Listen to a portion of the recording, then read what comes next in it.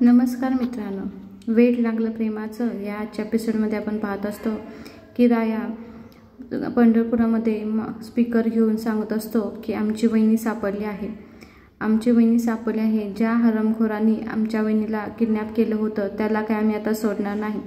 हा सगळा प्लॅन निक्कीनं केला होता. निक्की जे हरामखोर आहे तिनं आमच्या वहिनीला कैद करून ठेवलं होतं. आता आम्ही तिला काही सोडणार नाही. आता आमची वहिनी सापडली आहे त्यामुळे आम्ही खूप खुश आहोत. पण ज्या गुंडांनी ज्या हरामखोरांनी निक्कीला मदत केली आहे त्यांना मात्र मी सोडणार नाही. आणि ही म्हणजे रायाची काळ्या दगडावरची पांढरी रेष आहे, एवढं लक्षात ठेवा. असं तो मुद्दाम त्या गुंडांना ऐकवण्यासाठी स्पीकर घेऊन बोलत असतो आणि त्यांनी काहीतरी करावं, हालचाल करावी यासाठी त्याचे प्रयत्न चाललेले असतात. तो बोलतो की आता आम्ही पोलिसांकडेही जाणार आहे. मंजिरी वहिनी पोलिसांकडे गेलेली पण आहेत. आता पोलिसही त्यांच्या मागावरती आहेत. आता पोलीस निक्कीला मदत करणाऱ्या हरामखोरांना काय सोडणार नाही. पण ती पोलिसांकडे जायच्या आधी राया त्या हरामखोरांना इथं फरफडत नेणार आहे आणि त्यानंतर मग पोलिसांच्याकडे जातील असं राया बोलत असतो.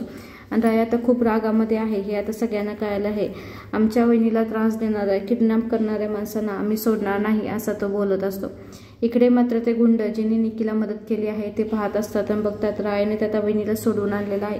राया तर आता खूप चिडलेला आहे असं ते बोलत असतात आणि राया आता काहीही करू शकतो ह्या त्यांना लक्षात आलेलं असतं. त्यातील एक गुंड बोलत असतो की रायाला जर काय केलं असतं निक्कीनं तरी चाललं असतं, पण आता त्यांनी मंजिरीच्या वहिनीला त्रास दिला आहे याचा अर्थ राया काय आपल्याला तर सोडणार नाही, हे त्या एकमेकांशी बोलत असतात. राया मात्र बोलत असतो की मी त्या गुंडांना असा मार देणार, असा चोप देणार की त्यांच्या ते लक्षातच राहील की त्यांनी काय केलं आहे. निक्कीला मदत केलेल्याची त्यांना शिक्षा लवकरच मिळणार आहे. निक्की तर आता पोलिसांच्या जाळ्यात अडकणार आहे, पोलीस तिला पकडून नेणार आहेत आणि त्याचबरोबर त्या गुंडांनाही, असं तो राया स्पीकरवरती बोलत असतो. इकडे त्याचे मित्रही आता त्याला सपोर्ट करत असतात. त्यांना माहीत असतं रायाचा प्लॅन काय आहे आणि आता काय करायचं आहे त्यांचं सगळं आधीच ठरलेलं असतं. राया मात्र स्पीकरवरती त्या गुंडांना असं तापवत असतो की त्यांनी पुढं समोर यावं आणि इथून पळून कुठं तर जावं. आता ते गुंड मात्र एकमेकांशी बोलतात आपल्याला इथून गेलं पाहिजे, काही करून आता वहिनी सुटली आहे याचा अर्थ तर राया दादा काय आपल्याला सोडणार नाही. तो किती चिडतो आणि किती मारतो हे आपल्याला चांगलं माहिती आहे. आपल्याला लवकर निक्कीकडे गेलं पाहिजे. निक्की मॅडमना सांगितलं पाहिजे की रायानं वहिनीला सोडवलेलं आहे आणि आता पोलिसांकडे तो गेला आहे. आता आपल्याला लवकरात लवकर इथून निघून गेलं पाहिजे पंढरपूर सोडून, असं त्या दोघांचं बोलणं चाललं असतं. आणि ते मात्र रायाला चोरून पाहत असतात आणि त्याचं बोलणं सगळं ऐकत असतात. आता लवकरात लवकर इथून नाही गेलो तर आपण काही मेलोच हा विचार ते करत असतात. राया तर मात्र आता जोरात मोठ्यानं बोलत असतो की ज्या माणसांनी एका बाईला, एका स्त्रीला त्रास दिला आहे त्या माणसांना राया काय सोडत नसतो. स्त्री एका देवीप्रमाणे आहे, देवीचा अपमान झालेला मी कधीही सहन करणार नाही. त्यामुळे एका स्त्रीला, एका नारी शक्तीला त्यांनी त्रास दिला आहे, आता मी त्यांना सोडणार नाही असा मात्र राया स्पीकरवरती मोठ्याने बोलत असतो आणि सगळे तिथले लोक ऐकत असतात. सगळ्यांना असंच वाटत असतं की रायाची वहिनी सापडलेली आहे, कारण की वहिनीने चेहऱ्यावरती बुरखा घेतलेला असतो आणि मंजिरी तिला घेऊन उभी राहिलेली असते आणि तीच आहे रायाची वहिनी असं या गुंडांनाही वाटत असतं. आता ते बोलतात आता काय होणार हे बघूया म्हणून ते पळत निक्कीकडे गेलेले असतात. निक्की मात्र इथे एकटी बसून विचार करत असते की असं कसं झालं, हे कसं शक्य आहे. एवढं प्लॅनिंग, एवढी लोकं मी लावली, एवढं सगळं मी नियोजनबद्ध करूनही रायाला कसं काय सापडली वहिनी, हे कसं काय शक्य आहे. मी विश्वास ठेवू शकत नाही, मला दुसऱ्या कोणावर विश्वास नाही, मला माझ्यावरती विश्वास आहे आणि मी आता स्वतः जाऊन पाहिल्याशिवाय मला खरं वाटणार नाही असं निक्की स्वतःशीच बोलत असते. ती ठरवते मला कोणावरती विश्वास नाही, कोणीही काय सांगू दे, मला माहिती आहे की मी किती नियोजनबद्ध सगळं प्लॅनिंग केलं होतं आणि रायाला वहिनी सापडणे शक्यच नाही हे तिला मात्र माहीत असतं. आता ती बोलते थांब माझा फोन कुठं ठेवला, मी फोन कुठं ठेवला, असं करून ती तिचा फोन शोधते आणि आता फोन हातामध्ये घेऊन ते फोन लावण्यासाठी तिने हातामध्ये घेतलेला असतो. फक्त तिच्या डोक्यामध्ये एकच चाललं असतं की हे शक्यच नाही रायाला वहिनी सापडणे, कारण की मी एवढं डोकं लावून सगळं प्लॅनिंग केलं आहे ते शक्यच नाही. तेवढ्यातच ती तिचा फोन हातामध्ये घेते आणि फोन लावणार असते. तेवढ्यातच ते पाठीमागून गुंड आलेले असतात आणि ते बोलतात मॅडम चला इथून लवकर आपण पळून जाऊया, रायाला सगळं कळायला आहे, रायानं वहिनीला सोडवलेलं आहे, आता तो पोलीसमध्येही गेलेला आहे, आता पोलीस आपल्याकडे येतील, मॅडम चला आपण पळून जाऊ इथून, असे ते गुंड निक्कीला बोलत असतात. निक्की मात्र त्यांच्यावरती खूप भडकते, बोलते ए चालला कुठं तुम्ही. त्या एकाला लाल शर्टवाल्याला धरून बोलते तू होतास ना रे, होतास ना, आपण जेव्हा तिला इकडून तिकडे शिफ्ट केली, पळवून लावली तेव्हा तू होतासच ना, मग कसं शक्य आहे तिला नेलेलं, आता माझ्याबरोबर यायचं, मी सांगेल तिथं माझ्याबरोबर यायचं, असं बोलते त्या गुंडांना आणि त्या गुंडांनाच ती मारते आणि त्या गुंडांना घेऊन ती ज्या ठिकाणी जाते त्या ठिकाणी तिनं आता नंतर जागा बदलून वहिनीला ठेवलेलं असतं. त्या गुंडांच्या डोक्यात आता पर्याय नसतो. हात जोडून बोलतो, हो मॅडम आम्ही तुमच्यावर येतो. कारण त्यांना माहीत असतं इकडं आर तिकडे वीर झालेले आहेत, इकडे राया पाठीमाग आहे, इकडे निक्की आहे. आता आपल्याला पर्यायच नाही, आपण आपल्या निक्कीबरोबर गेलंच पाहिजे. हे विचार करून निक्कीला बोलतात, हो मॅडम आम्ही तुमच्याबरोबर येतो असं बोलून ना ते निक्कीबरोबर जाण्यासाठी निघतात ना. आता हा रायाचाच प्लॅन असतो. रायाला माहीत असतं ही काय तर चूक करणार आणि त्या ठिकाणी घेऊन जाणार. राया त्यांच्या मागावरती असतो. निक्की दुसऱ्या ठिकाणी आलेलं असते, ज्या ठिकाणी ती नवीन जागेवरती वहिनीला तिनं किडनॅप करून ठेवलेलं असतं. ते शोधत असतं, कुठे गेली बघा, कुठे गेली बघा असं ते तिघेजणी सगळीकडे तिला शोधत असतात. आणि पाहतात तर काय एका कोपऱ्यामध्ये खरंच वहिनी असते आणि ती बोलते निक्कीला. निक्की म्हणते, हा बघ हित आहे, कुठं गेली नाही, तिला कुठं रायाने शोधले काही नाही, ती इथंच पडले बघ, इथंच आहे असं धरून तिला बाहेर ओढत आणते तिच्या केसांना आणि बोलत असते, तू म्हणजे याचा अर्थ काय आहे, राया माझ्याशी खोटं बोला, रायानं माझ्यासाठी हे सगळं प्लॅनिंग केलं, त्यानं कुठं शोधून काढले हिला, ही तर इथंच आहे, इथंच पडले बघ अशी बघून तिच्याकडे बघून ती हसत असते. आणि तिला मग आनंद होतो की हे सगळं खोटं आहे आणि माझं जसं प्लॅनिंग होतं तसंच झालेलं आहे, वहिनी काही सापडलेली नाही. आणि शिबोर ती वहिनीला घसपटत आणते आणि खाली टाकते आणि बोलते, ए तू इथंच आहेस, तुला सोडवले वे, कुठं रायानं सोडवले, सोडू शकत नाही तो, माझं प्लॅनिंग आहे, माझं नियोजन आहे, एवढं नियोजन केलं असताना राया तुझ्यापर्यंत येणं शक्यच नाही असं बोलून तिचं तोंड आवळून तिच्याशी बोलत असते आणि तिला मारत असते. त्यावरती बोलत असते, याचा अर्थ काय, राया माझ्याशी खोटं बोलला. तेवढ्यातच पाठीमागून राया येतो बोलतो, हो मी तुझ्याशी खोटं बोललो. आता मात्र निक्की शॉक झालेली असते की राया इथे कसा आला. तर तो बोलतोय, हे सगळं माझं प्लॅनिंग होतं आणि ह्या जाळ्यामध्ये तू अडकलीस, मी ठरवलं होतं, मी मुद्दाम हे सगळं केलं होतं. आता निक्कीला मात्र कळतं की आपली चूक काय झाली आहे आणि राया इथंपर्यंत कसा पोचलेला हेही तिला समजलं असतं. राया बोलतो, हे बघ मीच मुद्दाम म्हणून खोटं बोलून स्पीकरवरती सगळ्या पंढरपुरात चर्चा केली की वहिनी सापडली आहे. वहिनीला एका दुसऱ्याच बाईला तोंडावरती पदर घेऊन मी तिथं ठेवलं होतं आणि वहिनी सापडली आहे हे सगळ्यांनापर्यंत कळवलं. आता मला माहीत होतं की तू नक्कीच हे ऐकून गडबडून जाणार, काही तर चुकीचं पाऊल उचलणार आणि ते तू उचललंस. घरातून बाहेर पडलीस, बिळातून बाहेर पडणार होतीस ती मला चांगलंच माहीत होतीस. तू जशी बिळातून बाहेर पडली तसाच मी तुझा मागोवा घेत इथंपर्यंत आलो आणि मला समजलं वहिनी कुठं आहे ते. हे सगळं मी खोटं तुझ्याशी बोललो, खोटंपणा केला, पण मला ह्यातून काढायचं होतं काय हे तुला समजलं ना. आता निक्की मात्र त्याच्याकडे पाहत असते, रागाने बघत असते. त्याला असं वाटतं आपण किती मोठी चूक केली आहे, आपण यांच्या बोलण्यावरती विश्वास ठेवला ना, आपण पटकन घरातून निघून इथं आलो, त्यामुळेच आता रायाला हे समजलं. यावरती राया बोलतो, समजलं ना आता तुझी चुकी काय झाली आहे, कसं मी केलं कळालं का तुला. आता लवकरात लवकर वहिनी आमच्याबरोबर असते आणि पोलीस तुला पोलीस स्टेशनमध्ये नेतील. निक्की मात्र आता खूप चिडलेली असते. निक्की बोलत असते, मी आता तुला सोडणार नाही. रागामध्ये त्याच्याकडे बघत असते आणि त्याला बोलते, हे कोणासाठी केलं मी सगळं राया, फक्त तुझ्यासाठी केलं. माझं तुझ्यावरती प्रेम आहे, मला हे मिळवायचं होतं म्हणून हे सगळं मी केलं आहे. काय आहे रे तेवढे या मंजिरीमध्ये, असं काय आहे जे माझ्यामध्ये नाही. त्यावरती राया मात्र तिला चिडून बोलत असतो, हे तू काय माझ्यावरती प्रेम करत नाहीस, हा फक्त तू सौदा करत आहे असं राया तिला सांगत असतो. आणि कशा पद्धतीने त्यानं प्लॅनिंग करून वहिनीला इथपर्यंत शोधून काढलं हे सगळं तो तिला सांगत असतो. वहिनीला मात्र आता आनंद झालेला असतो की राया तिला सोडवायसाठी आलेला आहे आणि तिच्या डोळ्यामध्ये मात्र आशेचा किरण दाखवलेला आहे. त्यावर तिने की मात्र सगळं ऐकत असते की रायानं कशा पद्धतीनं आपल्याला मूर्ख बनवलं आणि आपण मूर्ख बनत गेलो आणि या गुंडांच्यामुळे तर आपण मूर्ख बनलो असं तिला वाटत असतं. ती फक्त त्याच्याकडे पाहत असते आणि सगळं ऐकत असते की कशा पद्धतीने रायानं हे प्लॅनिंग केलं होतं आणि आपण शेवटी त्याच्या जाळ्यामध्ये अडकलोच. काही जर म्हणलं मी किती जरी रायाच्या पुढे एक पाऊल आहे तर राया मात्र माझ्या पुढे नक्कीच 2 पावलं आहे हे तिला आता मात्र समजलेलं आहे. कारण की रायाचं डोकं तेवढंच फास्ट चालत आहे. राया किती जरी हुशार नसला तरी तो या पद्धतीमध्ये कसा हुशार आहे, त्याला हे कसं व्यावहारिक ज्ञान आहे तो मात्र त्यानं दाखवून दिलेला आहे. आणि वहिनी आता खूप खुश झालेला आहे कारण तिला त्या घरी जाण्यासाठी मिळत आहे आणि राया तिच्याकडे पाहत असतो आणि राया बोलत असतो, वहिनी काळजी करू नको तू, मी आहे. त्यानंतर रायानं सांगितलं, आम्ही पहिल्या ठिकाणी गेलो होतो तिथून आम्हाला काही सापडलं नाही म्हणून आम्ही एक बाई घेतली आणि वहिनीसारखी तिला साडी घालून तोंडावरती पदर घेऊन मी अख्ख्या पंढरपुरात मिरवलं आणि सगळीकडे सांगितलं की वहिनी आम्हाला सापडली आहे. आणि तेच झालं ना, तू मला जे वाटत होतं त्याच पद्धतीने तू करत राहिलीस आणि मी ते अफवा पसरल्यामुळे तुझ्यापर्यंत ते गुंड आले, त्यांनी मग माहिती दिली तुला. त्यानंतर तू बिळातून बाहेर पडणारच होती हे मला माहीत होतं आणि मी तुझ्यावरती नजर ठेवून होतं. आता मात्र निक्की खूप चिडलेली आहे. निक्की बोलते, राया असं का करतोयस तू, मी फक्त आणि फक्त माझ्या प्रेमासाठी करत आहे. तर राया बोलतो, कसलं प्रेम, तू स्वतःच्या बापाला सोडत नाहीस, त्याला मारून टाकलंस, माझ्यावरती कसलं प्रेम करते, हे प्रेम नाही तुझं, हा फक्त आणि फक्त सौदा आहे. तर निकी बोलत असते, हे बघ हे कुणामुळे होते, त्या मंजिरीमुळे होते ना, म्हणून तर मी त्या मंजिरीला सोडणार नाही. आणि ही वहिनी, हिला तर मी आधीच मारून ठेवायला पाहिजे होतं, उगाच मी तिला पोसत बसली, हा विषय आला नसता, असं ती वहिनीकडे पाहून बोलत असते. वहिनी मात्र आता भिलेली असते निकीचं हे रूप पाहून. राया तिच्याकडे पाहत असतो. निकी बोलते, हे बघ मला माहिती आहे माझं प्रेम कसं मिळवायचं आणि ते मी मिळवणारच, काही जरी झालं तर. आणि मी तुलाच वाटतं ना मी तुझं मिळवू शकत नाही, तर मी काय करू शकते तुला माहिती आहे, मी माझं प्रेम संपवू शकते, असं ती बोलत असते. आणि ती बोलते, मी संपवणार, तुलाही संपवणार, असं बोलत असते. काय त्या मंजिरीमध्ये आहे माझा, हो मी तुझ्यावर एवढं प्रेम करते, मी काही करू शकते तुझ्यासाठी, हे तुला समजलं आहे ना, मग कशा तू तर मंजिरी करत असतोस, मिस फायर करत असतोस, असं ना ती बोलत असते. राया मात्र हे तिचं रूप पाहून नक्कीच हे झालेलं नसतं, कारण त्याला माहीत असतं की त्या लेवलची आहे, तिची खालची पातळी किती आहे हे त्याला माहीत असतं. तो तिच्याकडे मात्र पाहतच राहिलेला असतो आणि बघत असतो की निकी कितपत आणि काहीही करू शकते प्रेमासाठी, पण ती किती नीच लेवलपर्यंत जाऊ शकते हे त्याला माहीत असतं. जेव्हा बोलते निकी की वहिनीला पहिलीच मारून टाकायला पाहिजे होती, आता मी तिला सोडणार नाही, तिचा विषय संपवणार, त्यावरती मात्र आता वहिनी खूप भिलेली दाखवली आहे.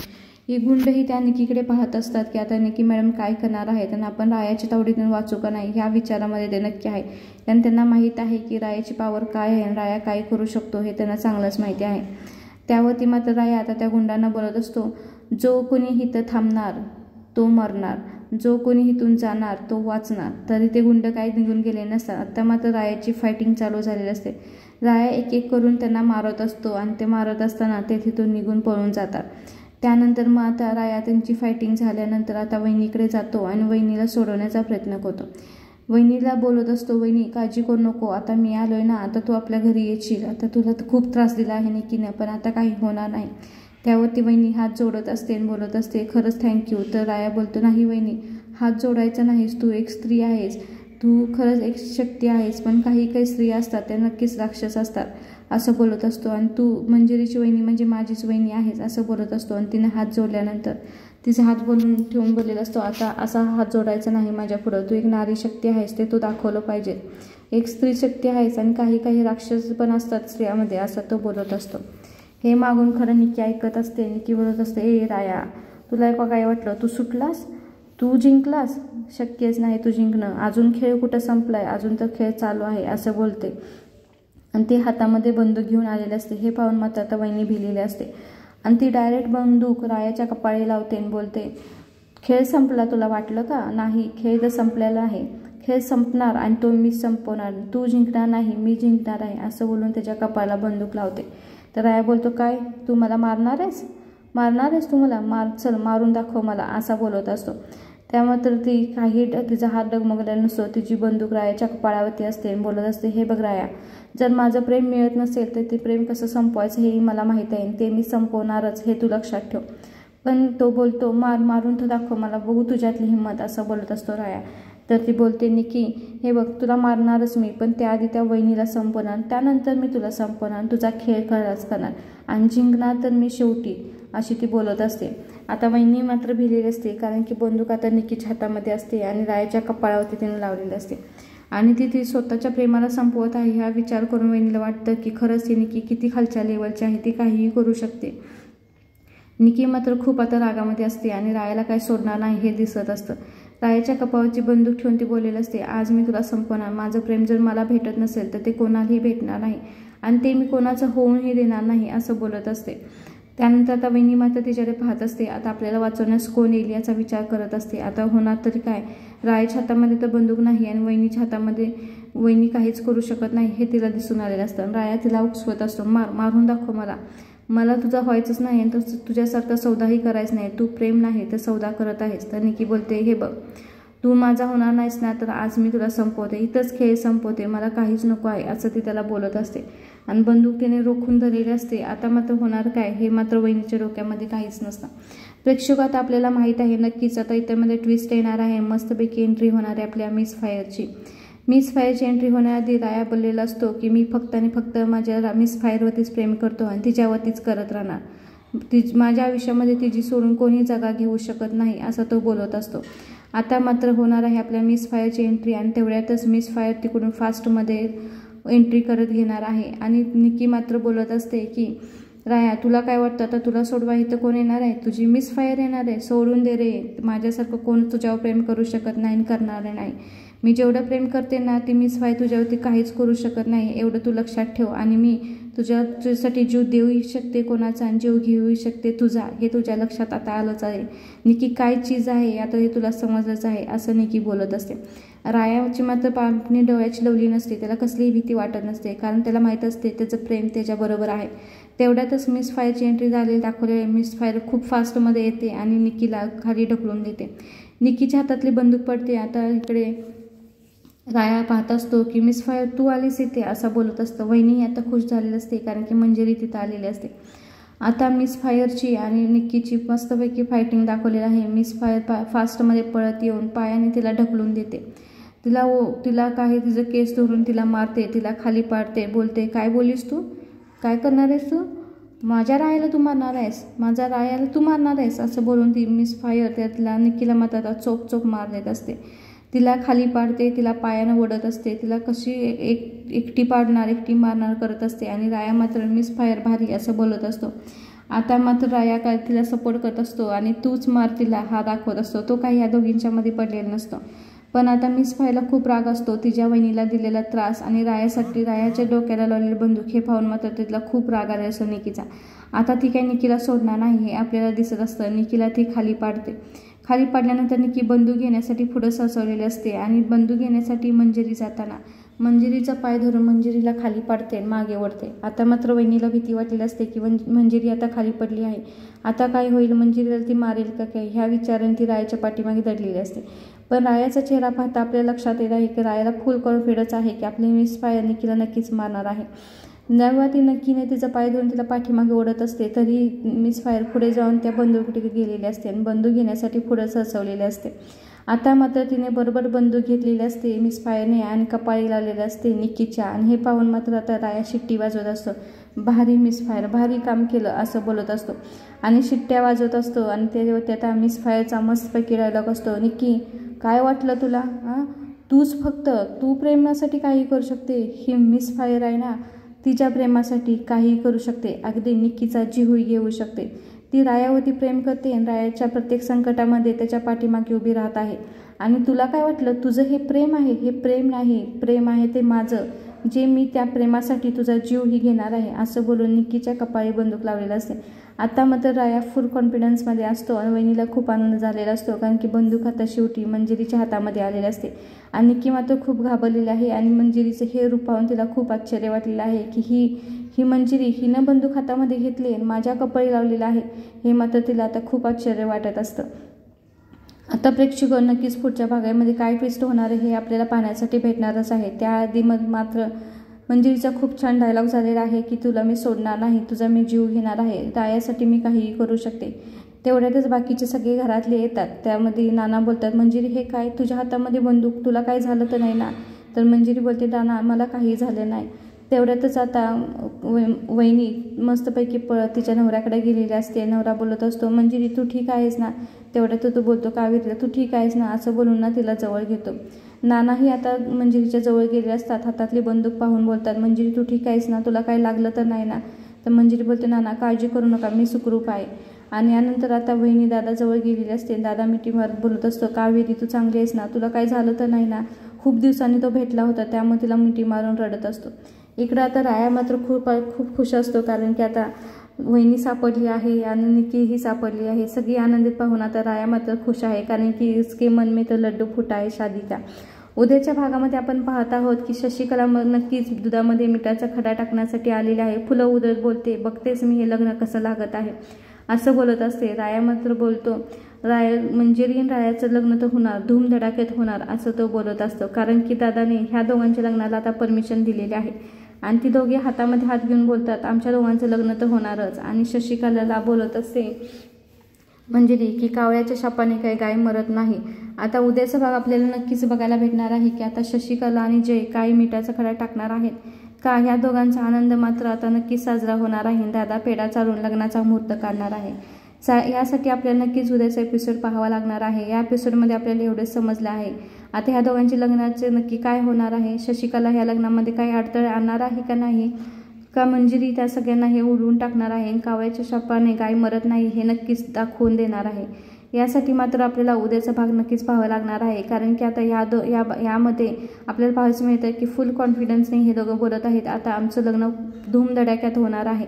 आणि हे सगळे तुम्ही पाहतच राहाल असा मात्र रायाचा शब्द असतो आणि आपल्याला माहीत आहे रायाचा शब्द म्हणजे हा काळ्या दगडाची पांढरी रेषा आहे, हे नक्कीच पूर्ण होते आणि तो पूर्ण करून दाखवतो. आता त्याचा फुल कॉन्फिडन्स आणि डोळ्यामध्ये हे पाहून सगळ्यांना मात्र वाटलेलं असतं आता काही जरी झालं हे दोघे वेगळे होणार नाही. आणि यामध्ये नक्कीच आता दादा बहिणीचाही सपोर्ट असल्यामुळे कोणताही अडथळा येणार नाही हे सगळ्यांना आपल्याला माहीत आहे. यासाठी मात्र आपल्याला उद्याचा एपिसोड नक्कीच पाहावा लागेल. हा एपिसोड इथं संपत आहे.